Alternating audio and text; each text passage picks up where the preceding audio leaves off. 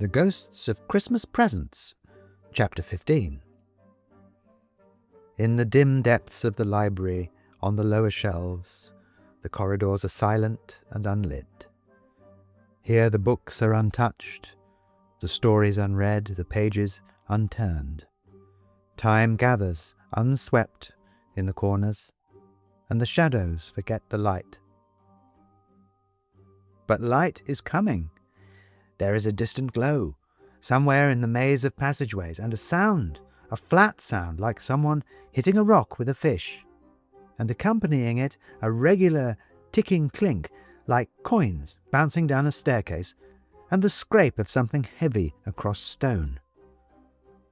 Flap, chink, flap, chink, scrape, flap, chink, flap, chink, scrape. As the light grows, details begin to emerge. Corbels and arches begin to glimmer out of the darkness. The ironwork of doors along the wall glints. There is a corner, and someone coming around it. A monk, hurrying along, sandals slapping on the flagstones, and beside him a couple made of china. A man in a frock coat, whose patent porcelain shoes chime on the paving, and a woman in a gleaming lavender dress, who hauls herself along after them. The man's head appears to be on fire, a tall orange flame that burns without consuming.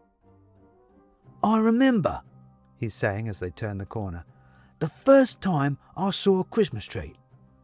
They weren't so common when I was a nipper, not a thing us sort of folk had." "One moment." The monk stops suddenly and wrenches open a door, sticking his head inside. He pulls it back almost immediately. "History of the later empire," he says. "There are Goths. We'll leave that. Please, go on." "I was up in Spitalfields, in the market, getting some nice little luxuries for the festivities, nuts and fruit, continues the man. Then he breaks off. "You are listening to this, Mum, aren't you?" "I shall remember it," says the China woman. "Don't you worry, we'll light a fire with it later." The monk dives off to one side again to try another door, and almost as soon as he has it open, slams it again. "Why on earth," he says, shaking his head, "do I have a copy of Gray's Anatomy? Ghastly."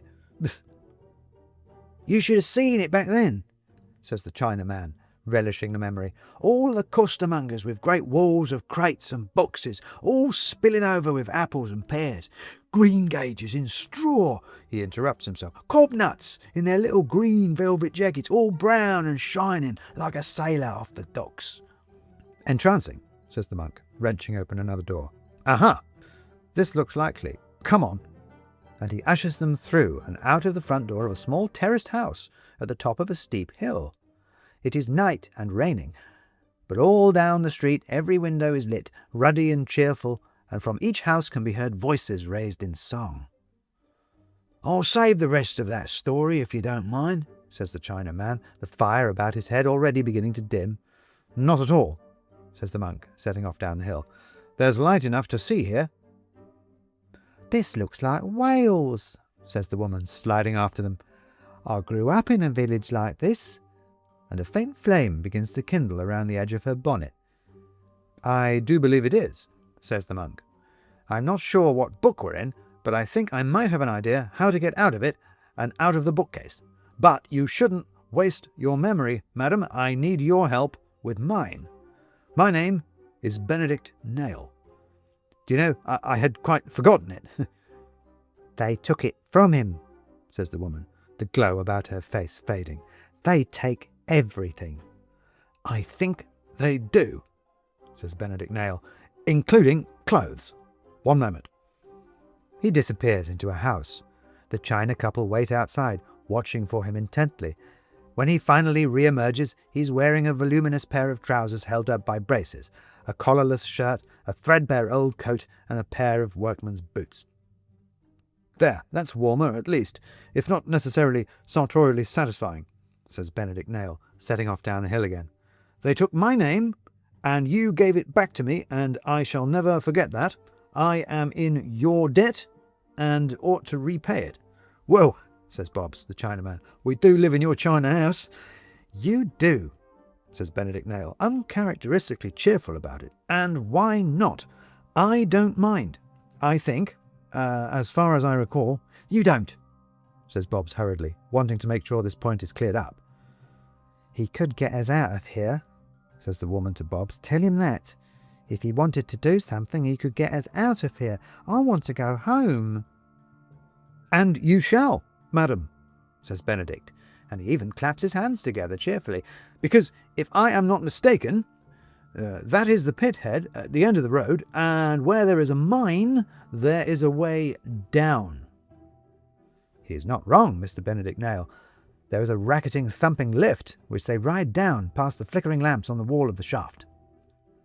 Down, says Bobbs. A mine?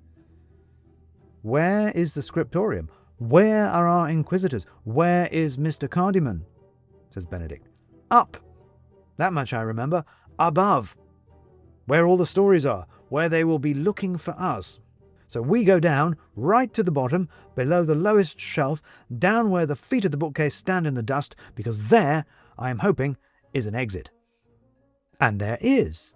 The lift reaches the bottom of the shaft, they pull open the gates and step out into the low space beneath the bottom shelf, out of the library and free. There, says Benedict Nail. Didn't I say? Out. He looks around at the dim expanse of cobwebs and lost train tickets. What now? Home, says the woman, and the witch, says the man. Home, insists the woman, and home, nods the man. Witch, says Benedict Nail. Bobbs looks apologetically at Mum, and she shakes her head in exasperation.